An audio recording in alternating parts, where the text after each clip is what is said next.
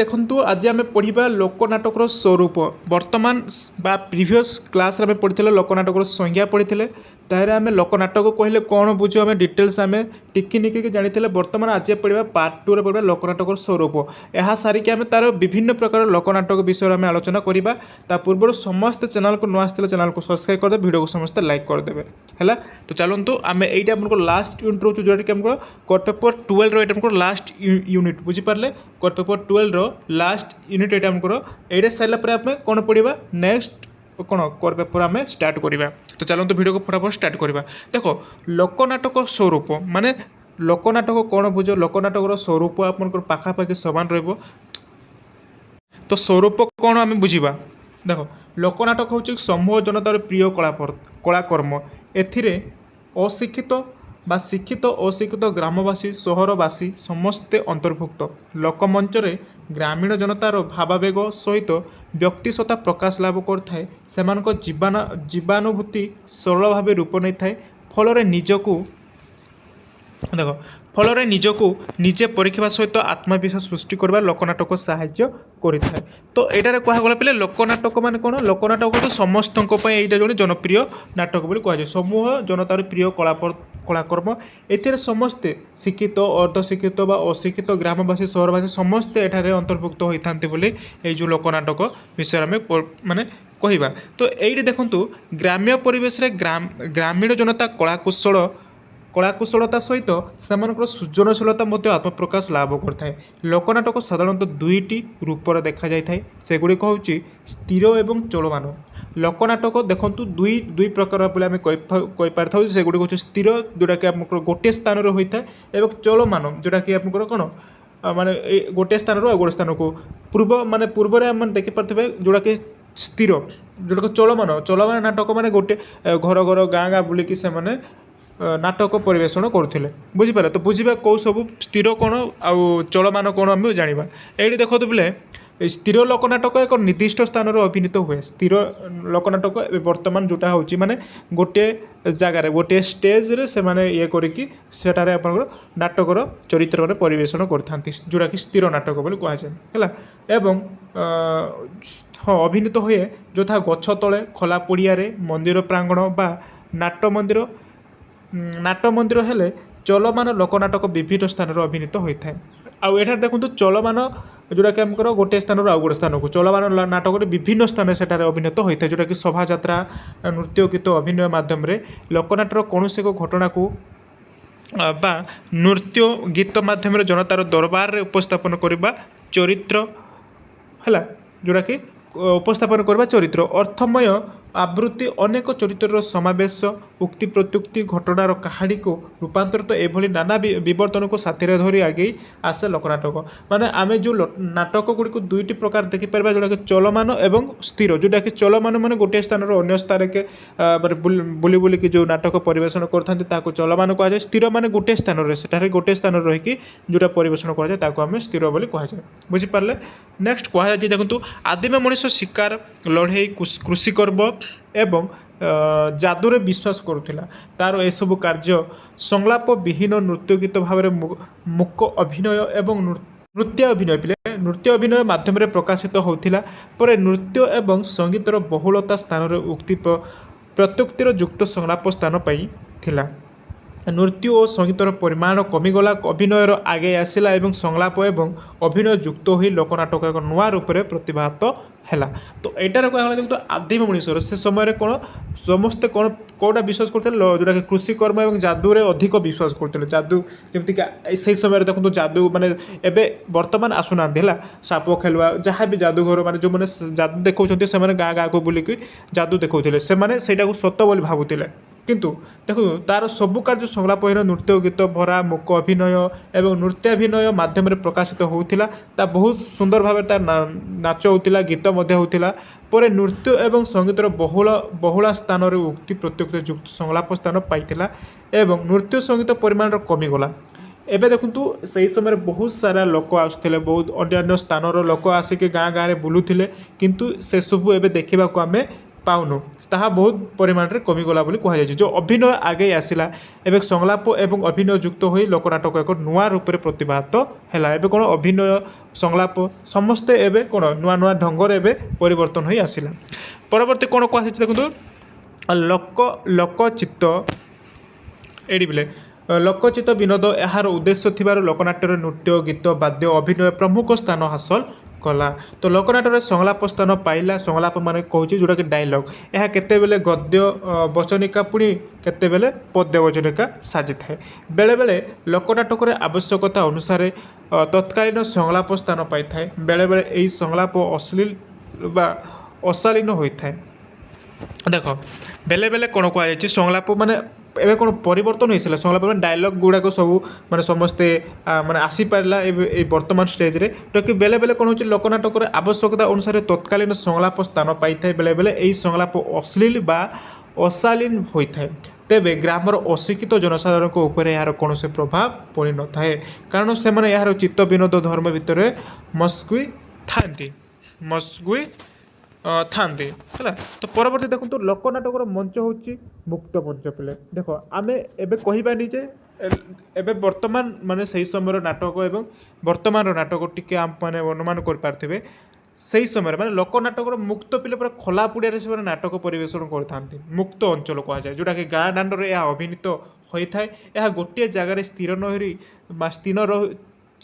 ନ ରହି ଚଳମାନ ଅବସ୍ଥାରେ ପୁରା ଗାଁଟିକୁ ପରିକ୍ରମା କରିଥାଏ ହେଲା। ସେହି ସମୟରେ ମାନେ ନାଟକ ମାନେ ପୁରା ମୁକ୍ତ ଅଞ୍ଚଳ ଗାଁ ଗାଁକେ ବୁଲି ବୁଲିକି ସେମାନେ ପରିବେଷଣ କରୁଥିଲେ, ଯେଉଁଟାକି ଗୋଟିଏ ଜାଗାରେ ନ ରହି ସ୍ଥିର ନ ରହିକି ସେଟା କ'ଣ କହୁଥିଲା ଚଳମାନ ଅବସ୍ଥାରେ ରହୁଥିଲେ। ଚଳମାନ ଅବସ୍ଥାରେ ଗାଁଟିକି ପରିକ୍ରମା କରୁଥିଲେ, ମାନେ ବୁଲି ବୁଲିକି ସେମାନେ ନାଟକ ପରିବେଷଣ କରୁଥିଲେ ହେଲା। ତ କ'ଣ କୁହାଯାଇଛି ପରବର୍ତ୍ତୀରେ ପୁଣି କେତେବେଳେ ଖୋଲା ପଡ଼ିଆ କିମ୍ବା ଦେବାଳୟ ପ୍ରାଙ୍ଗଣରେ ଏହା ଅଭିନୀତ ହୋଇଥାଏ। ତ ଅକୃତ୍ରିମ ପରିବେଶ ଭିତରେ ଗ୍ରାମ୍ୟାଞ୍ଚଳ ରୂପ ନେଇଥାଏ। ମଞ୍ଚରେ କୌଣସି ଆଡ଼ମ୍ବର ନଥାଏ। ବେଳେବେଳେ ତାଳପତ୍ରରେ ଛାମୁଣ୍ଡିଆ ଉପରେ ବନ୍ଧା ହୋଇ ତାଟି ତଳେ ଦେଖ କେଉଁଠି ବନ୍ଧା ହୋଇ ଛାମୁଣ୍ଡିଆ ତଳେ ମାନେ ଗୋଟେ ସେ ସମୟରେ ନା ଷ୍ଟେଜ୍ ଥିଲା, ସୁନ୍ଦର ଷ୍ଟେଜ୍ ଥିଲା ନା କିଛି ନାହିଁ। ସେମାନେ ଗୋଟେ କ'ଣ ତାଳପତ୍ରରେ ଛାମୁଣ୍ଡିଆ ତାଳପତ୍ରର ଗୋଟେ ଇଏ ଭଳିଆ ଟାଇପ୍ ଥିବ, ଷ୍ଟେଜ୍ ଭଳିଆ ଥିବ ହେଲା। ସେ ଛାମୁଣ୍ଡିଆ ଉପରେ ବନ୍ଧା ହୋଇଥିବା ଗୋଟେ ତାଟି ତଳେ ଲୋକନାଟକ ଅଭିନୀତ ହେଉଥିଲା ହେଲା। ଏଇଟାକୁ କୁହାଯାଏ ଲୋକନାଟକ। ଏଇଠି ଦେଖନ୍ତୁ ମଞ୍ଚ ଚାରିପଟେ ଦର୍ଶକ ଘେରି ବସନ୍ତି ହେଲା। ଯେଉଁ ମଞ୍ଚ ଚାରିପଟେ ସମସ୍ତେ ଦେଖିବା ପାଇଁ ଘେରି ବସୁଥାନ୍ତି। ବେଳେବେଳେ ଦର୍ଶକ ମଧ୍ୟ ପ୍ରଶ୍ନ ଉତ୍ତର ଭାଗ ନେଇଥାଏ, ଫଳରେ ଦର୍ଶକ ଲୋକନାଟକର ପରିସର ମଧ୍ୟରେ ନିଜକୁ ଅଲଗା କରିପାରେ ନାହିଁ। ତ ଗୋଟିଏ ପଟେ ବାଦ୍ୟକାରଗଣ ବସନ୍ତି ହେଲା, ଗୋଟିଏ ପଟେ ଯିଏ ମାନେ ବଜନ୍ତି ଯେ ବଜାଇବା ଲୋକ ଯିଏ ରହୁଛି ସେ ଗୋଟିଏ ପଟେ ବସନ୍ତି ଏବଂ ଆବଶ୍ୟକ ତଳେ ଏମାନେ ପୁଣି ଅଭିନେତା ସାଜିଥାନ୍ତି ହେଲା। ସେମାନେ ମଧ୍ୟ ଅଭିନେତା ମାଧ୍ୟମରେ ସେମାନେ ସାଜିଥାନ୍ତି। କେତେବେଳେ ପଟ୍ଟା ଭାଡ଼ି ବିଶିଷ୍ଟ ଅସ୍ଥାୟୀ ମଞ୍ଚ ହୋଇଥାଏ। ତ ପୁଣି କ'ଣ ହୋଇଥାଏ ଦେଖ ତ ପୁଣି କେତେବେଳେ ସମତଳ ଜାଗାରେ ଲୋକନାଟକ ମଞ୍ଚସ୍ଥ ହୋଇଥାଏ। ତ ଚରିତ୍ରଗଣ ମଧ୍ୟ ଚତୁର୍ଦିଗକୁ ବୁଲି ନିଜ ନିଜର ଅଭିନୟ ଜାରି ରଖିଥାନ୍ତି ହେଲା। ତୁମେ ମାନେ ଦେଖିଥିବ ଏବେ ବର୍ତ୍ତମାନ ଆଉ ନାହିଁ। ସେହି ସମୟରେ ବହୁତ ମାନେ ଗୋଟେ ହେଲା କହିପାରିବା ବହୁତ ବର୍ଷ ତଳେ ଯେଉଁ ଲୋକନାଟକ ସେମାନେ ବୁଲି ବୁଲିକି ନିଜର ଅଭିନୟ ଜାରି ରଖିଥାନ୍ତି। ତ ଲୋକନାଟକରେ ଉଦଣ୍ଡ ନୃତ୍ୟ ସାଙ୍ଗକୁ ଉଦ୍ଦାମ ହସ୍ତପଦ ସଞ୍ଚାଳନ ଏବଂ ଅସ୍ୱାଭାବିକ ମୁଖର ଭଙ୍ଗୀ ସ୍ଥାନ ପାଇଥାଏ। ଦୂରରେ ବସିଥିବା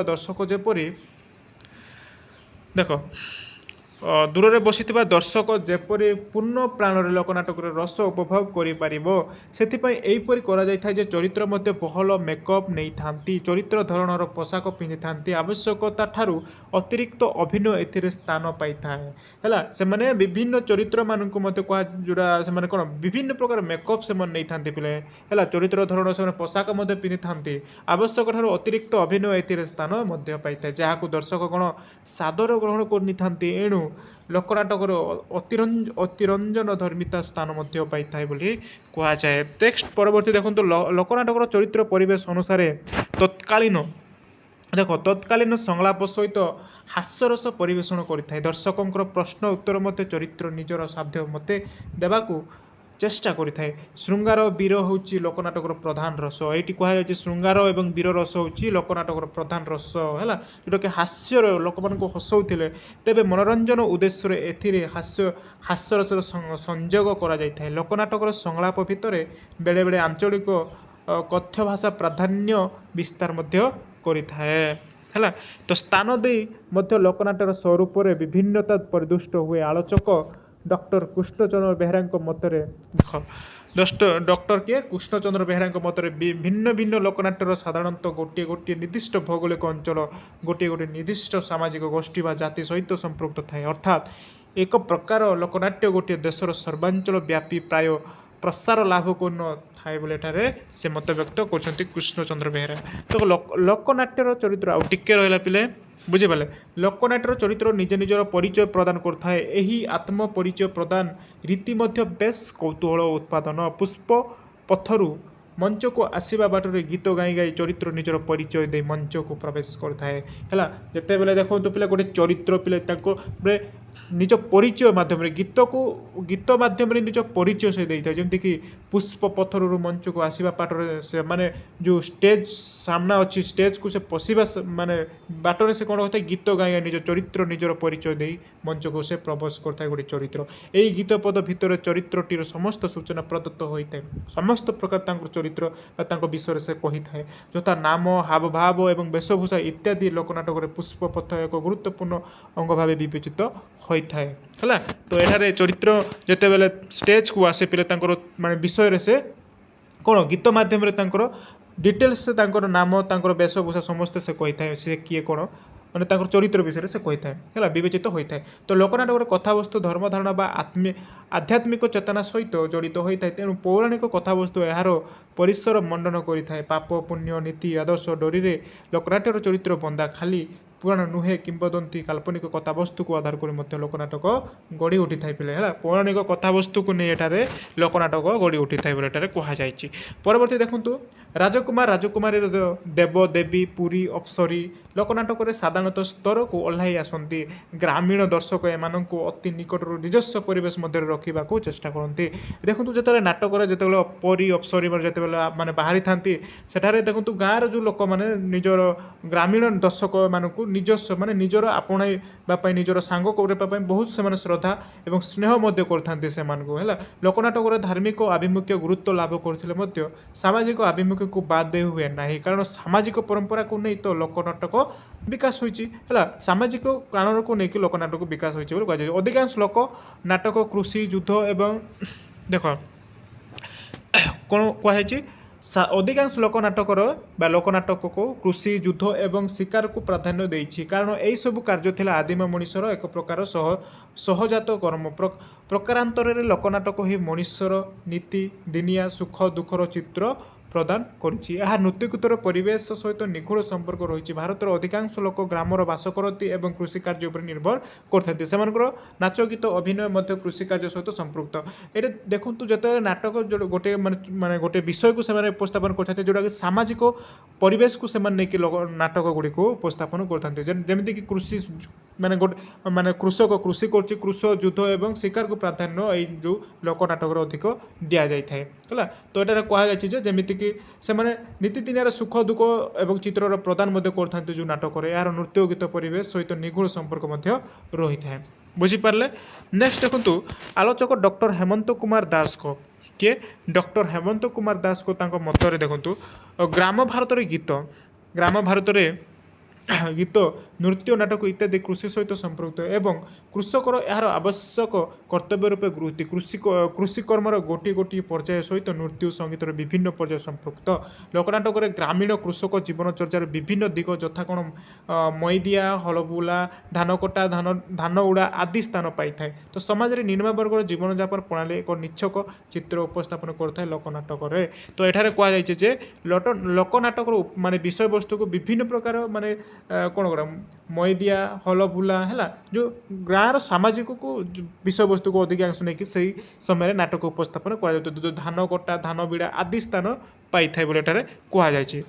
ଦେଖ ଉପସ୍ଥାପନ ଏଠାରେ କରାଯାଇଛି। ତ ଲୋକନାଟକ ଏ ଦୃଷ୍ଟିରୁ ଶବର ଶବରୁଣୀ କଳା କଲୁଣୀ ବା କେଲୁଣୀ କନ୍ଦ କନ୍ଦୁଣୀ କେଉଟ କେଉଟୁଣୀ ବାଡ଼ିକାର ବୀଣାକାର କାରୁଆଣୀ ପ୍ରଭୃତିଙ୍କ ନାଚ ଆଦି ବିପର୍ଯ୍ୟୟ। ଲୋକନାଟକ ମଧ୍ୟ ବିଭିନ୍ନ କ'ଣ ଲୋକାଚାରକୁ ସମ୍ମାନ ପ୍ରଦର୍ଶନ କରିଥାଏ। ମେଘ ନହେଲେ ବର୍ଷା ଆବାହନ ପାଇଁ ଯଜ୍ଞାନୁଷ୍ଠାନ ଆରମ୍ଭ ଋଷ୍ୟଶୃଙ୍ଗ ଏବଂ କ'ଣ ଜରତାଙ୍କ ଆମନ୍ତ୍ରଣ ଆଦି ଘଟଣା ଲୋକନାଟକରେ ଲୋକଚାର ଓ ଦିଗଟିକୁ ପ୍ରତିଷ୍ଠିତ କରାଯାଇଥାଏ। ତ ଏଇଟା ଆପଣମାନେ ବୁଝିଗଲେ ଲୋକନାଟକ ଗୋଟେ ବିଷୟବସ୍ତୁ ସାମାଜିକ ବିଷୟବସ୍ତୁକୁ ନେଇକି ମାନେ ତାଙ୍କର ବିଭିନ୍ନ ଦୈନନ୍ଦିନ ଜୀବନର ଚାଲିଚଳନ ବିଷୟବସ୍ତୁକୁ ଏଠାରେ ସେମାନେ ଉପସ୍ଥାପନ କରିଥାନ୍ତି। ଆଉ ଟିକେ ରହିଲା ଜଷ୍ଟ ଆପଣମାନେ ଟିକେ ଶୁଣି ଦିଅନ୍ତୁ ଦେନ୍ ଆମେ ଭିଡ଼ିଓକୁ ସ୍କିପ୍ କରିଦେବା। ଦେଖ ଲୋକନାଟକରେ ମନୋରଞ୍ଜନ ଉପାଦାନ ଭରପୁର ଥିଲା ହେଲା। କର୍ମକ୍ଲାନ୍ତ ଜନତା ଏଥିରୁ ମନଲାଖି ଆନନ୍ଦ ପାଉଥିଲା। ସେମାନେ ସଂସ୍କଟ ନାଟକ ବା ଅଧିକ କ୍ଲିଷ୍ଟ ନାଟକ ବୁଝିପାରୁନଥିଲେ ଯାହା ରାଜା ମହାରାଜା ବା ଅଭିଜାତ ଶ୍ରେଣୀ ପାଇଁ ଉତ୍ତିଷ୍ଠିତ ଥିଲେ। ଲୋକନାଟକ ସାଧାରଣ ଜନତା ଉପରେ ନିର୍ଭର କରୁଥିବାରୁ ଏହାର ଭାଷା ଗଣର ଭାଷା ଥିଲା, ମାନେ ଲୋକମାନଙ୍କର ଭାଷା ଥିଲା ଯେଉଁଟାକି ଲୋକନାଟକରେ। ତ ଉପଭୋକ୍ତା ଦୃଷ୍ଟିରୁ ନାଟକର ଦୁଇଟି ଧାରା ଦେଖାଦେଲା, ଯଥା ଲୋକନାଟ୍ୟ ଏବଂ ଶାସ୍ତ୍ରୀୟ ବା ବିଦଗ୍ଧ ନାଟ୍ୟ ବୋଲି ଆମେ କହିଥାଉ ହେଲା। ତ ପରବର୍ତ୍ତୀ ଦେଖନ୍ତୁ କ'ଣ ହେଲା ବିଦଗ୍ଧ ନାଟକ। ଅନେକ ଶାସ୍ତ୍ରୀୟ ନାଟକରୁ ବା ନାଟକୁ ଲୋକନାଟ୍ୟରେ ବିକଶିତ ରୂପେ ବୋଲି ଭାବନ୍ତି, ମାତ୍ର ଏହା ବିଭ୍ରାନ୍ତିକର। ସେହିପରି ଶାସ୍ତ୍ରୀୟ ନାଟ୍ୟର ଅପଭ୍ରଷ୍ଟ ରୂପ ମଧ୍ୟ ଲୋକନାଟ୍ୟ ନୁହେଁ। ଉଭୟ ପରସ୍ପର ଦ୍ୱାରା ସମୃଦ୍ଧ ଏବଂ ପରସ୍ପର ଉପରେ ନିର୍ଭରଶୀଳ। ତ ଏଇଟା ପିଲା ଦେଖନ୍ତୁ ମାନେ ଏହି ପରିପ୍ରେକ୍ଷୀରେ ସମାଲୋଚକ ଡକ୍ଟର ନୀଲାଦ୍ରି ଭୂଷଣ ପିଲେ ଏଇଟା ମନେ ରଖନ୍ତୁ କିଏ କ'ଣ କହିଛନ୍ତି। ଡକ୍ଟର ନୀଲାଦ୍ରି ଭୂଷଣଙ୍କ ମନ୍ତବ୍ୟ ହେଲା ଯେ ଉଭୟ ମଧ୍ୟରେ ଶୈଳୀ ଓ ଭାବ ବିନିମୟରେ ଏକ ଲକ୍ଷଣୀୟ ପ୍ରକ୍ରିୟା ବିଦ୍ୟମାନ, ତେବେ ଗୋଟିଏ ସରଳ ସିଦ୍ଧାନ୍ତରେ ଉପନୀତ ହେବାକୁ ପଡ଼େ ଯେ ମୂଳରୁ ଉଭୟ ଲୋକନାଟ୍ୟ ଶାସ୍ତ୍ରୀୟ ନାଟ୍ୟର ଧାରା ସମାନ୍ତରାଳ ଭାବେ ଗତି କରି ଆସିଛି। ସ୍ୱକୀୟ ରୁଚି ଅନୁଯାୟୀ ସେଗୁଡ଼ିକ ସମସ୍ତ ପ୍ରଭାବରେ ବିବର୍ତ୍ତିତ ବୋଲି ଏଠାରେ କହିଛନ୍ତି କିଏ? ଡକ୍ଟର ନୀଲାଦ୍ରି ଭୂଷଣ। ତ ଏଇଟା ଆପଣଙ୍କର କିଛି ନାହିଁ, ଆପଣଙ୍କର ବୁଝିବା ପାଇଁ ଏଇଟା ଦେଇଛି ଲୋକନାଟକର ସାମାଜିକ ଆଭିମୁଖ୍ୟ। ଏଇଟା ଆପଣଙ୍କର କିଛି ପଢ଼ିବା ଆବଶ୍ୟକ ନାହିଁ। ଆମକୁ ଯେକୌଣସି ମାନେ ଦେଇଛି ଯେମିତିକି ଆପଣଙ୍କର ଲୋକନାଟକର ସଂଜ୍ଞା ସ୍ୱରୂପ ତା'ର ପ୍ରକାରଭେଦ। ତ ଆମେ ବିଭିନ୍ନ ନାଟକ ବିଷୟରେ ଆମେ ଆଲୋଚନା କରିବା ନେକ୍ସଟ ପରବର୍ତ୍ତୀ କ୍ଲାସ୍ରେ ହେଲା। ଏଇଟା ଆପଣଙ୍କର ନାଟକର ସଂଜ୍ଞା ଏବଂ ସ୍ୱରୂପ। ଯେଉଁମାନେ ବି ତା'ର ସଂଜ୍ଞା ଦେଖିନାହାନ୍ତି ତାହେଲେ ଆରାମସେ ଯାଇକି ପ୍ଲେଲିଷ୍ଟରେ ଅଛି, ଆପଣଙ୍କୁ ଯାଇକି ପ୍ଲେଲିଷ୍ଟରେ ଦେଖିଦେବେ କିମ୍ବା ତା'ର ଭିଡ଼ିଓ ଡେସ୍କ୍ରିପ୍ସନ୍ ଦେଇଦେବି, ତା'ର ଆଇ ବଟନ୍ରେ କିମ୍ବା ଦେଇଦେବି, ଯାଇକି କ୍ଲିକ୍ କରିକି ଆପଣ ଦେଖିପାରିବେ। ବୁଝିପାରିଲେ? ତ ଆଜି ପାଇଁ ଏତିକି ଥାଉ। ନେକ୍ସଟ ଆମେ ତା'ର ବିଭିନ୍ନ ପ୍ରକାର ନାଟକ ବିଷୟରେ ଆମେ ଆଲୋଚନା କରିବା। ମୁଁ ଏଇଠି ରହିଲି, ଧନ୍ୟବାଦ।